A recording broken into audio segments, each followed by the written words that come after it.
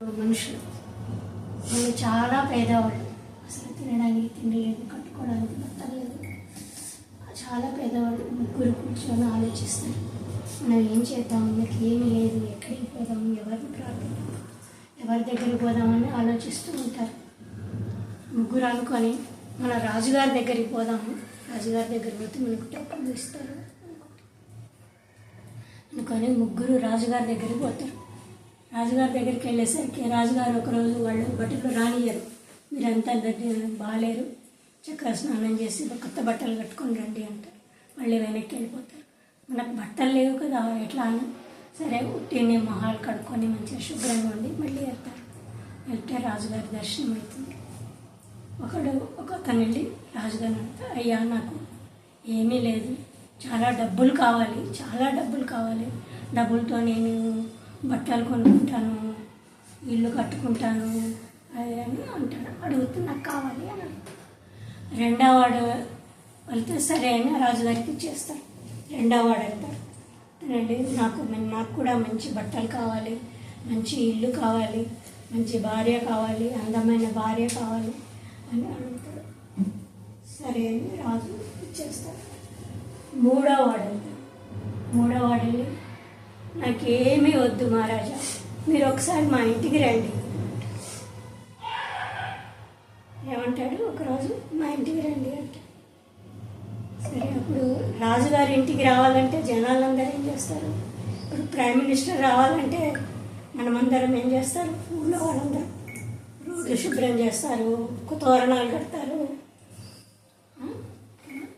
అట్లనే రాజుగారు ఆ పేదవాడి ఇంటికి వెళ్తున్నాడంటే అందరూ భటులందరూ వెళ్ళి వాళ్ళ ఇల్లు రోడ్లు అన్ని శుభ్రం చేస్తారు, చెట్లు నాటిస్తారు, రోడ్లు వేస్తారు, కొత్త భవనం కడతారు, పెద్ద భవనం కడతారు, రాజుగారు ఉండడానికి తినడానికి చుట్టూ డెకరేషన్లు చేస్తారు, అన్నీ చేస్తారు.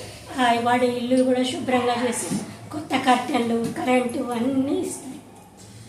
రాజుగారు ఒక్కడు రాగానే ఆయన ఇంటికి అన్నీ వచ్చేసాయి.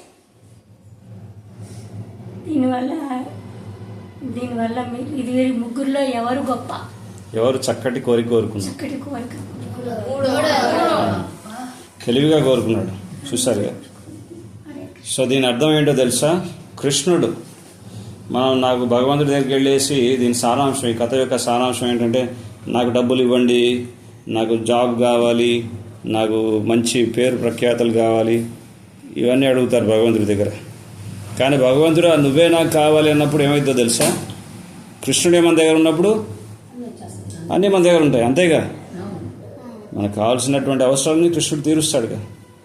సో మనం ఎప్పుడు భగవంతుని కోరుకోవాలి. భగవంతుని కోరుకుంటే సమస్తం మన దగ్గర అన్నీ కూడా ఆటోమేటిక్గా భగవంతుడు మన యోగక్షేమాలన్నీ ఆయన చూసుకుంటాడు. ఇది కథ యొక్క సారం.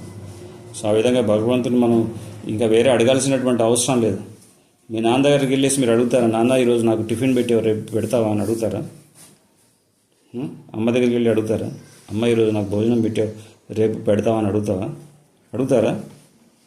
ఈరోజు మీరు అమ్మ నాకు ఈరోజు లంచ్ బాక్స్ పెట్టావు, రేపు కూడా లంచ్ పెడతావా అమ్మ అని అడుగుతారా? ఇప్పుడు అడిగారు అట్లా ఆటోమేటిక్గా ఏం చేస్తారమ్మ, పెడతారు. సో భగవంతుడిని ఆ విధంగా భగవంతుడే కావాలన్నప్పుడు భగవంతుడు అన్నీ చూసుకుంటాడు. ప్రత్యేకంగా మీరు వెళ్ళి వేరే విచిత్ర కోరికలు అడగాల్సినటువంటి అవసరం లేదు. అదే భక్తి అనేటువంటి కార్యం అనేది ఇదే విధంగా చేస్తాం. మనం ఏమీ ఆశించకుండా నిస్వార్థంగా మనం భగవంతుడి సేవ చేయాలి. అదే ఈ కథలో ఉన్నటువంటి ఆంతర్యం. భగవంతుని కోరుకోవాలి అంతే. భగవంతుడా నీవే నాకు కావాలని కోరుకోవాలి, ఇంకా వేరే ఏవి కోరుకోకూడదు. సో భగవంతుని కోరుకున్నట్లయితే అన్నీ కూడా భగవంతుడు ఏర్పాటు చేస్తాడు. అదే కథ యొక్క సారం.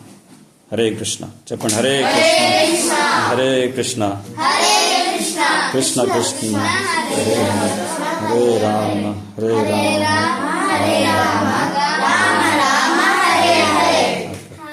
నెక్స్ట్